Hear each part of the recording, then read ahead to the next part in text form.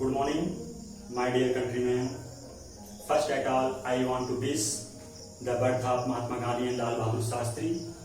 Today is the historical day in context of India and its history, culture and all. आज हम महात्मा गांधी के 151वां जन्म दिवस मना रहे हैं।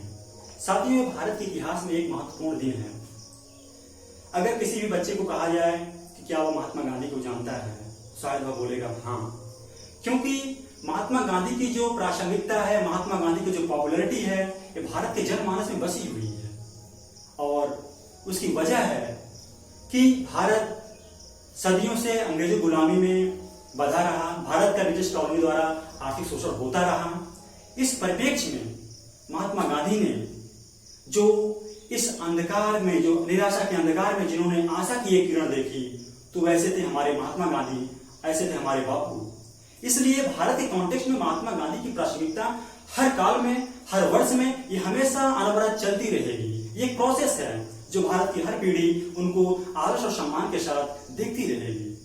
साथियों, जब चारों ओर परतंत्रता की निराशा छाई रही हो, इस समय में आशा की किरण कोई अगर देख रहा था तो महात्मा गांधी थे। महात्मा गांधी का मानना था कि हम क्यों लकीर के फकीर बन रहे हुए हैं। तो उन्होंने कहा, उनके लिए एक वाक्य चरितार्थ होता है कि है सूरमा वही इस जग में जो अपनी राह बनाता है, कोई पद चिन्हों पर चलता है, कोई पद चिन्ह बनाता है। तो महात्मा गांधी कभी भी लकीर के फकीर नहीं रहे। दुनिया के लोगों का मानना था कि हथियार को या ब्रिटिश कॉलोनी को सिर्फ हथियार द्वारा ही मारा जा सकता है।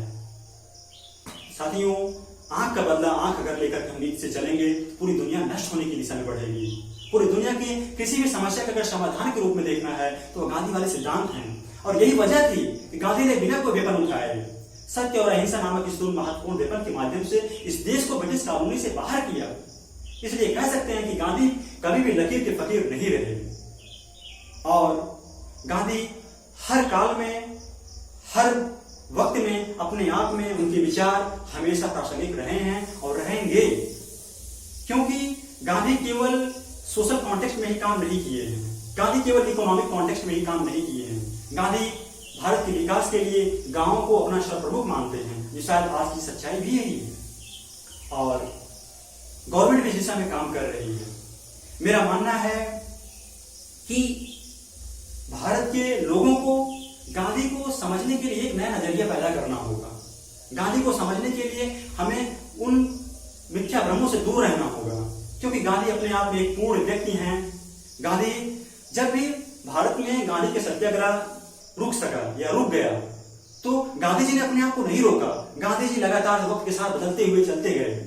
उनका यह मानना था कि अगर हमारी सत्याग्रह रुक चुकी है तो कहीं न कहीं हमें सोशल इनोवेटिव में काम करना चाहिए। और गांधी जी ने समाज के सुधार के रूप में, दलितों के उत्थान के लिए या समाज के जो वल्नरेबल सेक्शंस हैं उसके लिए लगातार वो काम करते रहे। तो हम ऐसा कह सकते हैं कि गांधी कभी भी रुके नहीं, गांधी समय के साथ आगे बढ़ते गए। इसलिए जो व्यक्ति समय के साथ चलता है, जो व्यक्ति अपने वक्त के साथ खड़ा होता है, वही तो आधुनिक है। तो गांधी भारत की पुरातन संस्कृति के प्रतीक तो है ही, इसके साथ ही साथ गांधी आधुनिकता के भी प्रतीक हैं। और यह कहा जा सकता है कि गांधी जी ने सस्टेनेबल डेवलपमेंट की बात किस तरह से कही है। गांधी जी ने कहा था, on the earth there is enough resource to fulfil everyone's need but not anyone's need. मतलब इस धरती पर इतने पर्याप्त संसाधन हैं कि हर किसी की विश को, हर किसी की आवश्यकता को पूरी कर सकती है, लेकिन किसी के लालच को भी नहीं पूरी कर सकती। कहने का यह मतलब है कि गांधी सस्टेनेबल डेवलपमेंट की बात करते हैं। गांधी पूरी तरह से आधुनिक हैं और किसी भी परिस्थिति में गांधी के विचार हमेशा प्रासंगिक रहेंगे। इसलिए गांधी कभी भी अपने आप को रुके नहीं, गांधी कभी अपने आप को रोक कर या किसी विचारधारा में बंधे नहीं। गांधी का मानना था कि हम अपने कमरे में रहें, ये अच्छी बात है, लेकिन अपने खिड़की को खोल कर रखें। इससे बेनिफिट ये होगा कि जो बाहर की विचारधारा है, जो बाहर के अच्छे विचार हैं, वे हमारे अंदर आते रहेंगे, समावेश होते रहेंगे और हम आगे उत्थान करते रहेंगे।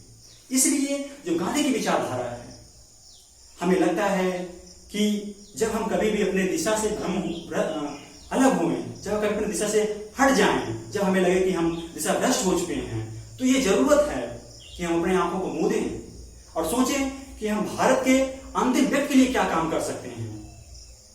भारत के उस जो अगली अंतिम श्रेणी में खड़ा हुआ व्यक्ति है उसके लिए क्या कर सकते हैं। राजघाट पे बड़े अच्छे से इस चीज को कोट किया गया है कि जब आप दिशा से विहीन हो जाएं, अपनी आंखों को मूंद कर देखें कि आप भारत के अंतिम व्यक्ति के लिए क्या कर सकते हैं। आपको एक नई दिशा मिलेगी, आपको एक नई ऊर्जा मिलेगी, आपको नया एक मकसद मिलेगा। तो गांधी का जो पूर्णता है और गांधी का जो मकसद है कभी रुकने का नहीं है, वो बढ़ते जाने का है।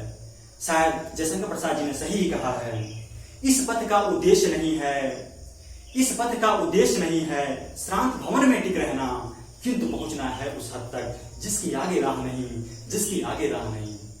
इसलिए अंततः यही कहा जा सकता है कि गांधी की प्रासंगिकता पूरे विश्व में बनी हुई है।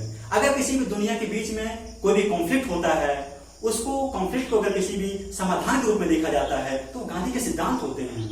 अफ्रीका के स्वतंत्रता में जो नेल्सन मंडेला ने किया वो गांधीवादी सिद्धांत है। खून का बदला खून नहीं हो सकता, आंख का बदला आंख नहीं हो सकता है, क्योंकि इसे पूरी दुनिया ही नष्ट हो जानी है। इसलिए जरूरत है गांधी को समझें, भारत का आम नागरिक गांधी के प्रति श्रद्धा रखे और गांधी को लेकर के हम एक भव्य भारत का निर्माण करें। गांधी स्वच्छता के प्रतीक हैं, उस स्वच्छ भारत के निर्माण के लिए हम काम करें और गांधी को अपने दिल में बसाए रखें। हमें विश्वास है हम एक महान राष्ट्र बना पाने में सफल हो पाएंगे। जय हिंद। अंत में धन्यवाद देना चाहूंगा अपने साथी स्वागत जी का, जिन्होंने इतना सहयोग किया, और मैं अपने सभी देशवासियों को बधाई देना चाहूंगा। बहुत बहुत धन्यवाद। जय हिंद।